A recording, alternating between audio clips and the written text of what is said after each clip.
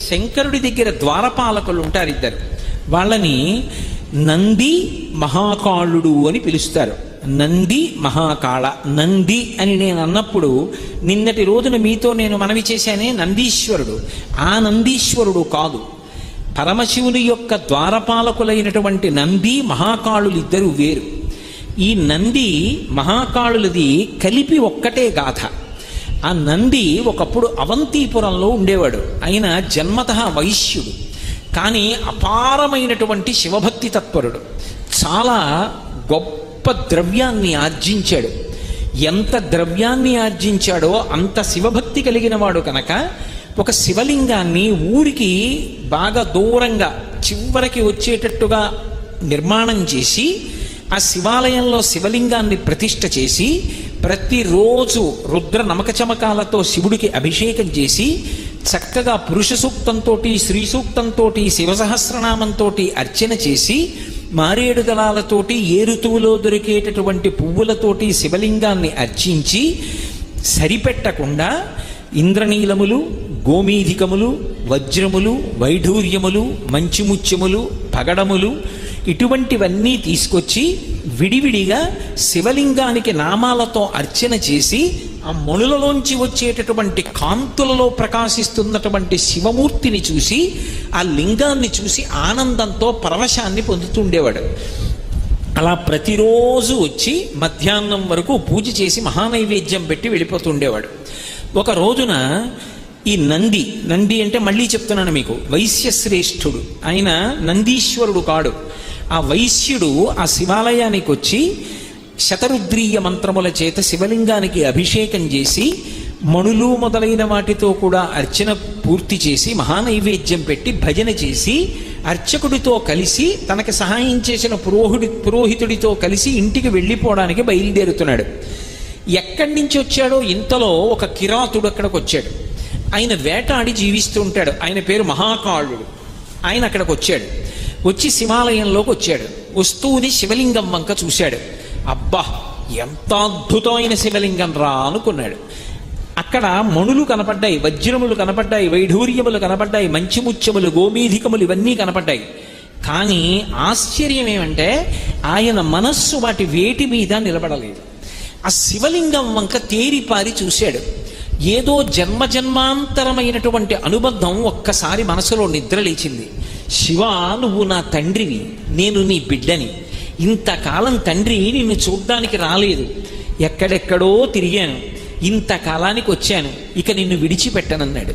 తిన్నగా పక్కనున్న తటాకంలోకి వెళ్ళి మునిగి స్నానం చేశాడు. బట్ట పిడుచుకున్నాడు, మళ్ళీ కట్టుకున్నాడు. గబగబా గుళ్ళోకి వచ్చాడు. వచ్చేటప్పుడు బోయ తిన్నడిలాగే ఆ నోట్లో కొన్ని నీళ్లు పట్టుకొచ్చి శివలింగం మీద ఉమిశాడు. ఏమైనా అందామంటే కిరాతుడు ఏ బాణం వేసి చంపేస్తాడో భయం. వైశ్యుడు బ్రాహ్మణుడు నక్కి చూస్తున్నారు దేవాలయంలో ఒక చాటున. ఈ వచ్చినటువంటి మహాకాళుడు, ఈ కిరాతుడు ఆ శివలింగం మీద నీళ్లు ఉమిసి అభిషేకం చేశాడు. ఆ శివుడి దగ్గర కూర్చొని అపారమైనటువంటి భక్తితో శివ శివ శివ శివ శివ శివ శివ అని శివనామం చెప్తూ ఆయన మనస్సు అంతర్ముఖమైపోయింది. పరమానందాన్ని పొందేశాడు. ఏమో ఎప్పుడు ఎవరి మనస్సు ఎలా ఉంటుందో మనకి తెలియదు. శంకర భగవత్పాదులు అందుకే అంటారు, వటుర్వా గేహీవా యతిరపి జటీవా తదితరో నరోవా యక్కశ్చిద్భవతు భవకింతేన భవతి యదీయం మృత్పద్మం యది భవదీనం పశుపతే తదీయస్త్వం శంభో భవసి భవభారంచ వహసి అంటారు. నువ్వు ఉపనయనం చేసుకున్నటువంటి వటువా, గృహస్థాశ్రమంలో ఉన్నటువంటి వాడివా, వానప్రస్థువా, సన్యాసివా, వీటితో శంకరుడికి సంబంధం లేదు. శంకరుడికి కావలసింది ఏమిటి అంటే నీ మనస్సు అనేటటువంటి పద్మాన్ని తీసి ఆ పరమశివుని యొక్క పాదముల దగ్గర పెట్టినవాడవేనా? అలా పెట్టినవాడవైతే శంకరుడు ఆ భక్తుడి వెంట పడి తిరుగుతూ ఉంటాడు. అంతటి ఉదారుడు. ఆయనకి కావలసింది ఆ భక్తి ఒక్కటే. ఆ భక్తి లేదనుకోండి, ఆయనకి దానితో సంబంధం లేదు. నిన్న మీతో చెప్పా కదా, శివానంద లహరిలో భృంగి సంబంధంగా ఒక శ్లోకం చెప్తారు శంకరులే. భృంగీచ్ఛానటనోత్కటక్కరిమదగ్రాహీ స్ఫురన్మాధవాహ్లాదో నాదయుతో మహాశితవపు పంచేషు నాచాధృత సత్పక్ష సమనోవనేష సపన సాక్షాన్మదీయే మనోరాజీవే భ్రమరాధిపో విహరతాం శ్రీశైలవాసీ విభు అంటారు. హృదయం అనేటటువంటి పద్మంలో భక్తి అనేటటువంటి తేనె నిండుగా ఉంటే, అదిగో అక్కడ భ్రమరాంబ ఉంది, భ్రమరాంబ తుమ్మెద రూపంలో ఉంటుంది. తుమ్మెదకి మొగుడు ఆయన కూడా గండు తుమ్మెద. వాళ్ళిద్దరూ కలిసి వచ్చి ఇక్కడ ఉన్నటువంటి భక్తి అన్న తేనె తాగడానికి ఎగురుతూ ఉంటారు. అసలు హృత్పద్మమునందు భక్తి అన్న తేనె లేదనుకోండి, ఆ తుమ్మెదలు ఎందుకు వస్తాయి? రావు. కాబట్టి మనోరాజీవే విహరతాం, ఆ మనస్సు అనేటటువంటి పద్మం దగ్గర ఆ రెండు తుమ్మెదలు ఎగరడానికి కారణమేమి అంటే, భక్తి అనేటటువంటి మకరందము కాని నిండి ఉన్నదా హృత్పద్మమునందు, ఆ తుమ్మెదల జంట విహరిస్తారు పార్వతీ పరమేశ్వరులు. అంతకుముందు ఆయన కిరాతుడు, ఎన్నో జంతువుల్ని కొట్టాడు, ఎన్నో పక్షుల్ని కొట్టాడు.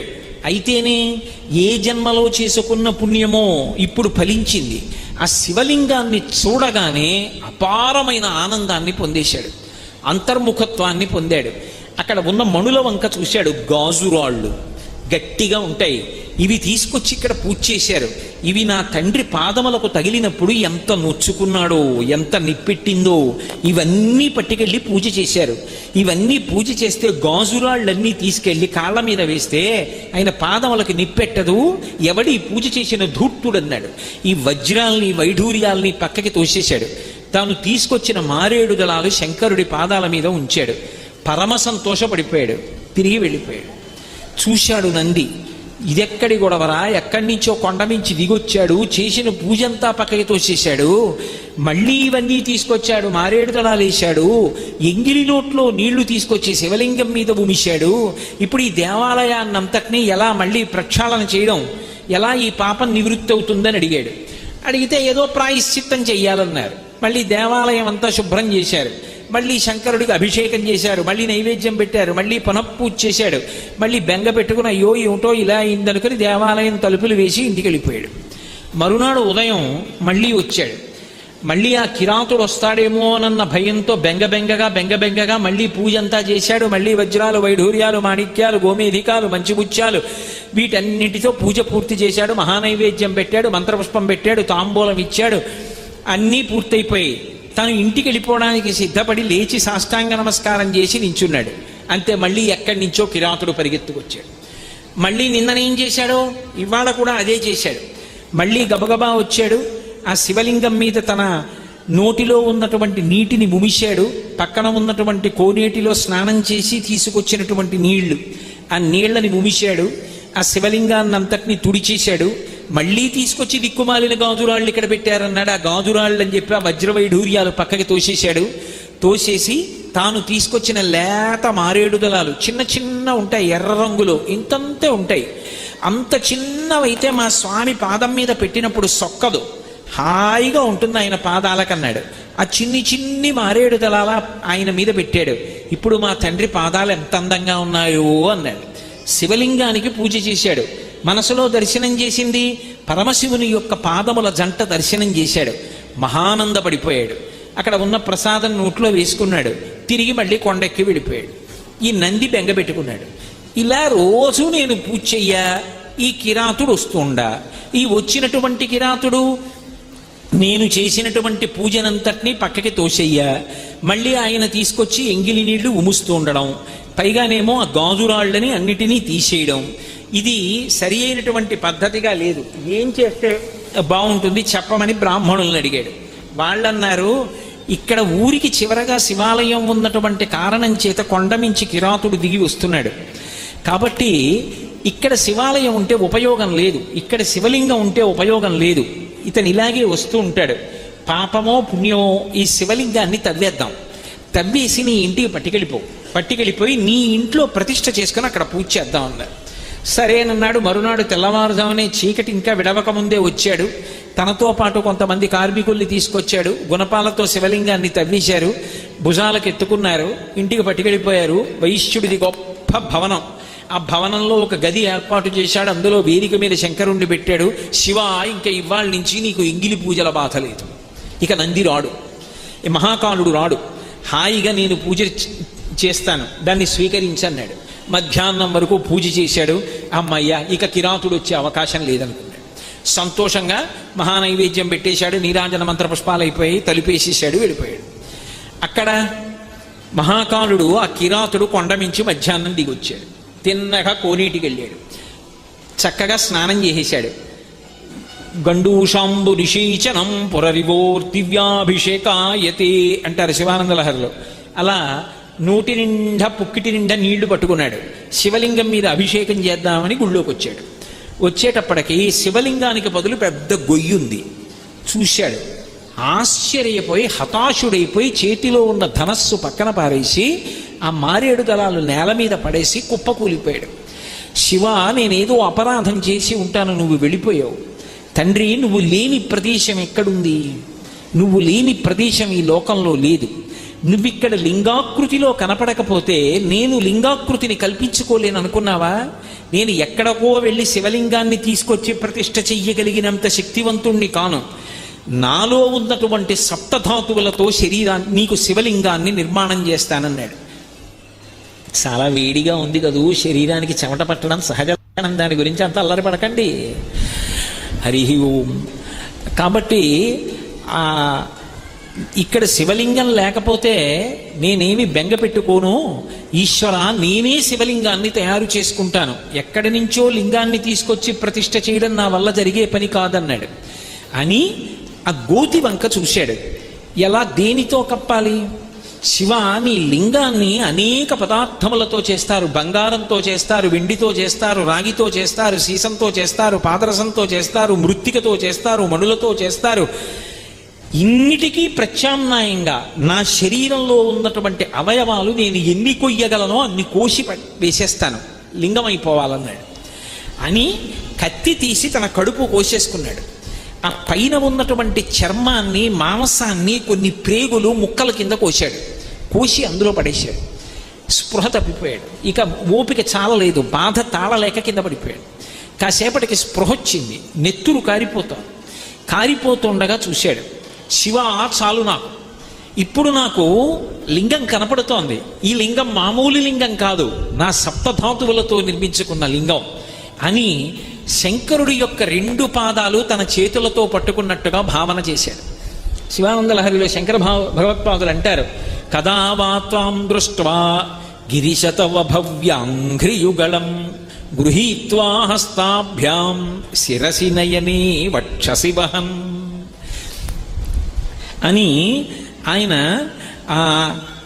అలభ్యాం బ్రహ్మాద్యై ముదమనుభవిష్యామి హృదయే అంటారు. కదా వా త్వాం దృష్ట్వా గిరిశతవ భవ్యాంఘ్రియుగళం. ఏదో నేను కూర్చున్నట్లుగా పరమశివుడు కూర్చున్నాడు అనుకోండి. వచ్చి ఎవరో భక్తుడు ఇలా కూర్చుని, శంకరా, మీ పాదాలు నా చేతుల్లో పెట్టండి అన్నాడు అనుకోండి. ఇలా 2 పాదాలు ఎత్తి ఆయన చేతుల్లో పెట్టాను అనుకోండి. ఆయన ఊరుకుంటాడా? ఆ 2 చేతులతో పట్టుకున్న పాదాల వంక చూసి వంగిపోయి ఆ పాదాల మీద ఇలా తల పెడతాడు. పెట్టి ఊరుకుంటాడా? దగ్గరికి జరిగి, స్వామి, మీ కాళ్ళు పైకెత్తి నా తల మీద పెట్టరా అంటాడు. శిరసి తల మీద పెట్టుకుంటాడు. పెట్టుకుని ఇలా 2 చేతులతో పెట్టుకుని నయనే ఆ 2 కాళ్ళు ఇలా చేతులతో పట్టుకుని వేళ్ల చివరి భాగాలు అమ్మ చిన్నప్పుడు పడిశం పడితే కర్పూరం బియ్యం కలిపి పల్చటి గుడ్డలో మూట కట్టి ముక్కు దగ్గర పెట్టి వాసన చూపించి తుమ్మించి పడిశం పోగొట్టినట్టుగా ఆ వేళ్ల చివరి భాగాలు పూల పొట్లాల తిత్తుల్లా ఉంటే వాటిని తీసుకొచ్చి కళ్ళకి ఇలా అద్దుకున్నాడు. ఇటు 5 వేళ్ళు ఇటు 5 వేళ్ళు కళ్ళకి తగిలాయి. శిరసి నయనే వక్షసి వహన్. దగ్గరికి జరిగి శంకరుడు యొక్క 2 పాదాలు గుండెల మీద పెట్టుకున్నాడు. అబ్బా తండ్రి, ఎంత చల్లటి పాదాలు! పొంగిపోయాడు. పొంగిపోయి స్ఫుర బాగా వికసించినటువంటి తామర పూలు ఎలా ఉంటాయో అలా స్ఫుట జల జగంధాన్ పరిమళాన్. ఆ బాగా విచ్చుకున్నటువంటి తామర పువ్వులోకి ఇలా తలపెట్టారనుకోండి, అందులో ఓ చమత్కారం ఉంటుంది. మీరు ఎప్పుడైనా గమనించారో లేదో, తామర పువ్వు బాగా విచ్చుకుంటే ఆ రేకులు ఇలా వంగిపోతాయి ముందుకి. పోయి ఆ రేకుల యొక్క మొదట్లో చిన్న చిన్న నీటి బిందువులు ఉంటాయి, మధ్యలో దుద్దు ఉంటుంది. ఆ దుద్దు పైభాగం పసుపచ్చగా ఉంటుంది. దాని మీద సూదితో పెడితే కన్నాలు ఎలా ఉంటాయో అలా కన్నాలుండి పొక్కులు ఎక్కినట్టుగా పొక్కుల్లో ఉంటాయి. శంకరుడి కాళ్ళు విచ్చుకున్న పద్మాల్లా ఉంటాయిట. వాటి మీద ఇలా పెడితే స్ఫుట జల జగంధాన్ పరిమళాన్. పద్మంలో ముఖం పెడితే ఎలా సువాసన వచ్చి తడి తగులుతుందో అలా శంకర వశిష్ఠాది మహర్షులు మీ పాదములను నీళ్లతో కడిగారు. ఆ తడిన శిరస్సు కంటుకుంటుంటే ఆ వాసన పీలుస్తూ అలభ్యాం బ్రహ్మాద్యై ముదమనుభవిష్యామి హృదయే, బ్రహ్మాదులకు లభించినటువంటి ఆనందాన్ని నీ పాదములు పట్టుకుని నేను అనుభవించాలి. ఎవరు ఇది అనుభవిస్తున్నవాడు? ఒక కిరాతుడు, వేటాడి జీవించేటటువంటి ఒక వ్యక్తి తన శరీరాన్ని కోసేసి బండ పద్ధతిలో ప్రేగులు తుంపి మాంసం నెత్తురు గోతులో పడేసి దాన్ని శివలింగంగా చూస్తూ అతి 2 చేతులతో శంకరుడి యొక్క పాదములు పట్టుకొని ధ్యానంలో తన బాధ మరిచిపోయాడు.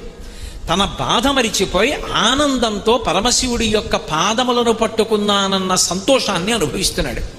చూశాడు శంకరుడు, ఆయన ఎక్కడ లేడు? ఆయన లేని ప్రదేశం ఉంటుందా? ఆయన వెంటనే వృషభవాహనారూఢుడై పార్వతీ సహితుడై దిగొచ్చాడు. ఇలా ముట్టుకుని లేపాడు. ఆయన యొక్క అమృతకర స్పర్శ తగలగానే ఈయన యొక్క శరీరం అంతా మళ్ళీ యథావిధిగా తయారైపోయింది. ఒక్కసారి లేచాడు, శంకరుణ్ణి చూశాడు.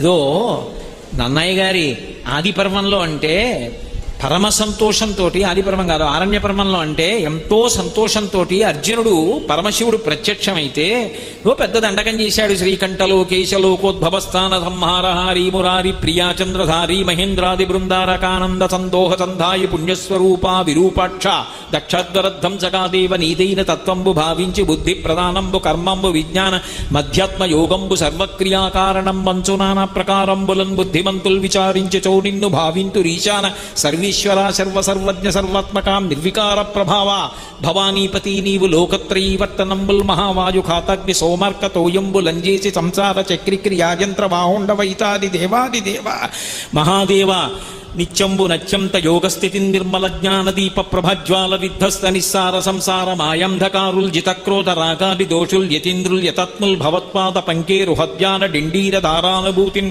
సదా తృప్తులైరవ్యయా భవ్యసేవ్యా భవా భగ్గ భట్టారకా భగ్గవాగచ్చ కుత్సాది నానాముని స్తోత్ర దత్తావధానావలాటే క్షణోగ్రగ్ని భస్మీకృతానంగ భస్మానులిప్తంగ గంగాధర నీ ప్రసాదంబులన్ సర్వగీర్వాణ గంధర్వులున్ సిద్ధ సాధ్యోరగేంద్ర మహేంద్రాదులున్ శాశ్వతైశ్వర్య సంప్రాప్తులైరీశ్వర విశ్వకర్త సురాభ్యర్చిత నాకు అభ్యర్థితంబుల్ ప్రసాదింపు కారుణ్యమూర్తి త్రిలోకైకనాథ మహాదేవదేవ నమస్తే నమస్తే నమః అన్నాడు. కానీ అలా చెప్పడానికి పాపం ఆయన కిరాతుడు. ఆయన శంకరుణ్ణి చూశాడు. ఆనంద పారవస్యంతో కన్నుల వెంట ఆనంద భాష్పాలు కారుతుండగా శంకరా అని ఆయన కాళ్ళ మీద పడిపోయి గట్టిగా పట్టుకున్నాడు. మహాకాళ అని 2 చేతులు భుజాలు పట్టుకుని పైకెత్తాడు. పైకెత్తి నా కోసం నీ కడుపు కోసేశావా, ప్రేగులు తుంపేశావా, శివలింగం కనపడలేదని ఇంత బెంగ పెట్టుకున్నావా, అంతటా నీ లేను, నిన్ను కాపాడను అన్నాడు. అనేటప్పటికీ ఆకాశంలో ఒక్కసారి అప్సరోగణం అంతా కూడా నృత్యం చేసింది. దేవతలందరూ దుందుబులు మోగించారు. అసాధారణ ప్రజ్ఞ, శంకరుడి యొక్క అనుగ్రహాన్ని పొందాడు ఒక కిరాతుడని. పుష్పవృష్టి పడింది. నంది చూశాడు, ఏమిటి ఇంత దేవదుందుబులు వినపడుతున్నాయి, తప్పెట్లు వినపడుతున్నాయి, అప్సరోగణములు నృత్యం చేస్తున్నాయి, ఆకాశంలోంచి పువ్వులు పడ్డాయి, ఏం జరిగిందని గబగబా ఆ అరణ్యం వైపుకు వచ్చాడు. తను కట్టిన శివాలయం దగ్గరే ఏదో మంచి హడావిడిగా ఉంది. గబగబా గుడిలోకి వచ్చి ద్వారం దగ్గర నిలబడి చూస్తున్నాడు. పార్వతీ సహితుడైన పరమశివుడు నిలబడి ఏదో దూరంగా నిలబడి మాట్లాడడం కాదు, కిరాతుడి 2 భుజాలు పట్టుకుని ఎంతో సంతోషంగా మాట్లాడుతున్నాడు. ఆ నంది ఆశ్చర్యపోయాడు. ఒక ఆలయం కట్టాను, ఇంత పూజ చేశాను, ఎన్నడూ నాకు సాక్షాత్కారం కలగలేదే, ఈ మహాకాలుడు సాక్షాత్కారం పొందాడు, ఏం అదృష్టం అని. ఇంతలో ఈ మహాకాలుడు తల తిప్పిలా చూశాడు. ఆ వైశ్యుడు కనబడ్డాడు. నంది రా రా అన్నాడు. ఆ నంది భయపడుతూ దగ్గరికి వచ్చారు. శంకరా, నంది నీకు తెలియదా, వైశ్యుడు నీ గుడి కట్టాడు, నీకెంత పూజ చేశాడో అన్నాడు. శివుడు ఇలా చూసి అన్నాడు, నందే వైశ్యుడా, ఏమో నాకు తెలియదు. ఆయనకి తెలియనిది ఉంటుందా? సర్వజ్ఞుడు. ఆయనకి తెలియంది ఏమిటి? ఈశాన సర్వ విద్యానాం ఈశ్వర సర్వభూతానాం బ్రహ్మాధిపతి బ్రహ్మణోధిపతి బ్రహ్మ శివోమి అస్తు సదాశివోం. అంతటి మహానుభావుడు నాకు వీడెవరో తెలియదు పొమ్మన్నాడు. అంటే ఆయనకి మహాకాలుడు వెంటనే అన్నాడు, మహానుభావ, నీకు తెలియకపోతే నేను చెప్తా ఎవరో. నా మిత్రుడు గుడి కట్టాడు, ఈయన పూజ చేశాక నేను వచ్చి పూజ చేసేవాడిని 2 రోజుల నుంచే నేను మొదలెట్టా. 3వ రోజున అదృష్టం నువ్వు కనబడ్డావు. నా మిత్రుడు అన్నాడు. ఇంతకు ముందు తెలియదు కానీ నువ్వు మిత్రుడు అన్నావు కాబట్టి ఇప్పుడు ఇతన్ని కూడా అనుగ్రహిస్తున్నానన్నాడు. ఇప్పుడు చెప్పండి, శివుడికి ఏం కావాలి? అంటే నా ఉద్దేశ్యం పూజలు చెయ్యొద్దనో, పత్రి వెయ్యొద్దనో, దేవాలయాలకు వెళ్ళొద్దనో, అభిషేకం చెయ్యొద్దనో నేను ప్రతిపాదిస్తున్నాను అనుకుంటే పొరపాటు. నేను అలా చెప్పట్లేదు. కానీ నేను చెప్పేది ఏంటంటే, మీరు ఏం చేశారు అన్నదానికన్నా మనసెంత ఉంచారు అంటే మీకు అని చెప్పడం పొరపాటు. ఎందుకంటే మీరు మహాభక్తులు. మీరు అన్నప్పుడు నాకు నేను చెప్పుకుంటున్నాను అని మీరు అర్థం చేసుకోవాలి. మీరు నా దగ్గర వినవలసిన వారు కాదు, మీకేం భక్తి తక్కువ ఉన్నవారు కాదు. లేకపోతే ప్రాంగణం ఇలా ఉడికిపోతున్నా సరే ఇలా ఒకరికొకరు ఇంత దగ్గరగా కూర్చుని మురిసిపోయి వింటున్నారంటే భక్తి లేకపోతే మీరు ఎందుకు కూర్చుంటారు? ఆ భక్తి, ఆ పారవశ్యం లేని వాళ్ళు ఈ వాతావరణంలో ఇలా కూర్చోగలరా? కూర్చున్నారంటే భక్తి ఉండబట్టే. కానీ ఆ భక్తి ఎక్కడ ఉన్నదో మనసు పెట్టి ఒక్కసారి పిలిస్తే చాలు పలుకుతాడే. అది శంకరుడి యొక్క తత్వం, అది శివతత్వం. అందుకే నీ స్నేహితుడు అంటున్నావు, అందుకే నీతో సమానంగా ఈ నందిని కూడా ఆదరిస్తానన్నాడు అని మీ ఇద్దరికీ కూడా నా ద్వారపాలక పదవి ఇస్తున్నాను. నేను లోపలికి వెళ్ళినా బయటికి వచ్చినా మీకు నన్ను ఎప్పుడు చూడాలనిపించినా ఇలా లోపలికి చూస్తే నేను కనపడుతూ ఉంటాను. నేను కనపడలేదని కదూ, గొయ్యి తవ్వేసి ఉంది, శివలింగం కనపడలేదని కదా ఇంత ఉద్ధతికి పాల్పడ్డావు. ఇక నుంచి నీకు ఆ బెంగ లేదు, నువ్వే ద్వారపాలకుడివి. ఎవరైనా ఒకవేళ నన్ను చూడాలనుకుంటే నీ దగ్గరికి వచ్చి నువ్వు అనుమతిస్తే చూస్తారు, తలుపు తీస్తే. కానీ నువ్వు చూడడానికి ఇలా వెనక్కి తిరిగి లోపలికి చూస్తేనే కనపడతా. నేను బయటికి వెళ్ళాలంటే నా గాలి నీ మించి తగులుతూ బయటికి ఎడతా. నేను మళ్ళీ లోపలికి వస్తుంటే మళ్ళీ నీ ముందు నుంచి నేను లోపలికి ఎడతా. వెడుతున్నప్పుడు వస్తున్నప్పుడు ఓసారి ఇలా చూసి అంటూ ఉంటా, చాలా ఓయ్ మహాకాళ అంటుంటాను. నీకు ఆనందమా? స్వామి ఇంకింతకన్నా ఏం కావాలి, నా జన్మ పండిపోయిందన్నాడు. నంది మహాకాళ మీ ఇద్దరికి ద్వారపాలకులుగా పదవులు ఇస్తున్నానన్నాడు. అనగానే నంది 2 వేళ్ళెత్తి అరిచాడు, సదాశివుడు మహాదేవుడు అన్నాడు. అందుకే ఇప్పటికీ ద్వారపాలకుల్లో మహాకాలుడు 2 వేళ్ళెత్తి అరుస్తాడు. వెంటనే నంది 1 వేలెత్తి అరిచాడు, అవును సదాశివుడు మహాదేవుడు అన్నాడు. అందుకని ఆయన 1 వేలెత్తాడు, ఈయన 2 వేళ్ళెత్తాడు. తనని నమ్ముకున్నటువంటి ఒక కిరాతుణ్ణి జనన మరణాతీత స్థితిని కల్పించి తన ద్వారపాలకుడి పదవి కట్టబెట్టాడు. ఇంతకన్నా శివానుగ్రహం అంటే ఏముంటుంది? పరివారము అన్న మాటకు అర్థం ద్వారపాలకుడి కన్నా గొప్పవాడు ఎవరు?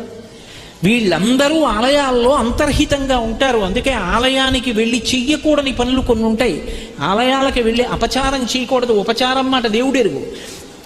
దేవాలయానికి వెళ్ళి లౌకిక ప్రసంగాలు చేయడం, దేవాలయాలకు వెళ్ళి సెల్ ఫోన్లు మాట్లాడడం, దేవాలయాలకు వెళ్ళి స్తంభాలకి గోడలకి ఆనుకుని కూర్చోవడం, దేవాలయంలో ఎక్కడ పడితే అక్కడ నిష్కారణంగా కాలుతో గట్టిగా చప్పుడొచ్చేటట్టుగా తాటించడం, ఇటువంటి పనులు చేయకూడదు.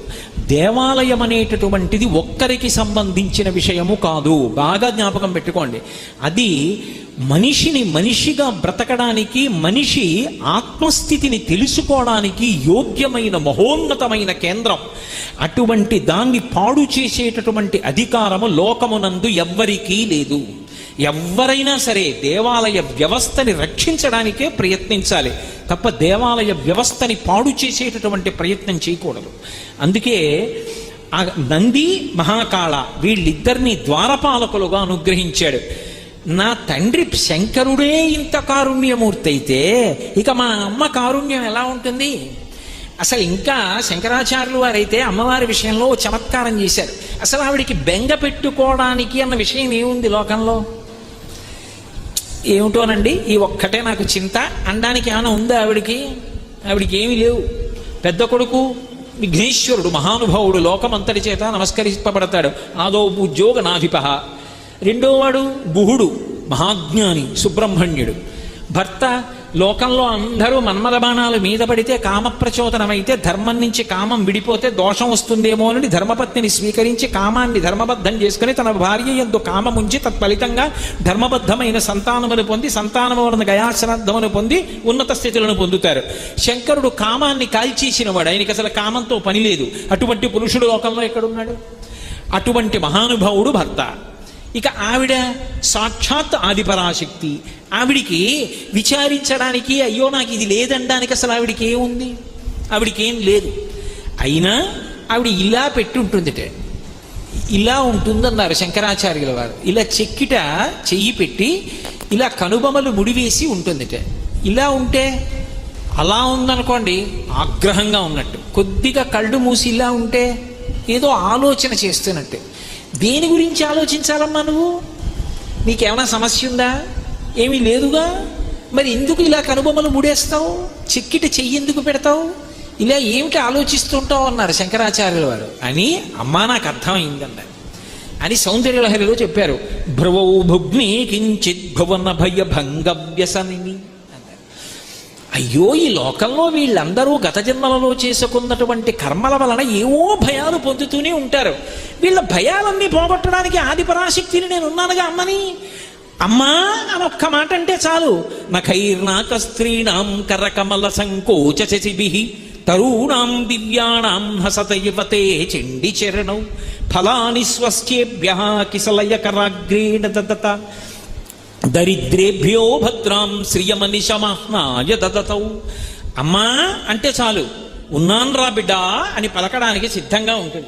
అమ్మా అని పిలవకపోతేనే నువ్వు రక్షించచ్చగా అంటారేమో. మరి మనుష్యుడికి బుద్ధి ఇచ్చిందిగా, కనీసం అమ్మా అంటే చాలుగా రక్షించడానికి. అరే వీడు అమ్మా అనడే, వీడు ఒక్కసారి అమ్మా అని త్రికరణ శుద్ధిగా అంటే నేనున్నానుగా రక్షించడానికి అని వీడు అమ్మా అని పిలవకుండా ఊళ్ళో అందరి చుట్టూ తిరుగుతుంటాడు రా అని ఇలా కనుబొమ్మలు ముడివేసి మన కోసం ఆలోచిస్తూ ఉంటుందట. ఆవిడ కోసం ఆలోచించుకోవడానికి ఆవిడకేం సమస్యలు లేవు. మన సమస్యల గురించి ఆలోచించి వీడు అమ్మా అంటే పరిష్కరించడానికి నేనున్నానడరా, ఏమి ఆశ్చర్యం రా అని కనుబొమ్మలు ముడివేసింది అమ్మవారన్నారు శంకరాచార్యుల వారు. అలా ఆ తల్లి కారుణ్యం అవధిలేని కారుణ్యం. ఆవిడ యొక్క అసలు దయ గురించి చెప్పడం ఎవరికీ సాధ్యం కాదు. దాశరథి కరుణాపయోనిధి అంటాడు రామదాసు గారు. ఓ రామచంద్ర ప్రభు, నీ యొక్క దయ గురించి చెప్పడం ఎవరికీ సాధ్యం కాదు. సముద్రం ఎంత లోతో నీ కరుణ అంత లోతంటాడు. అమ్మవారి దయ కూడా అంతే. అందుకే ఆవిడ కూడా ఒకరికి ద్వారపాలక పదవి ఇచ్చింది.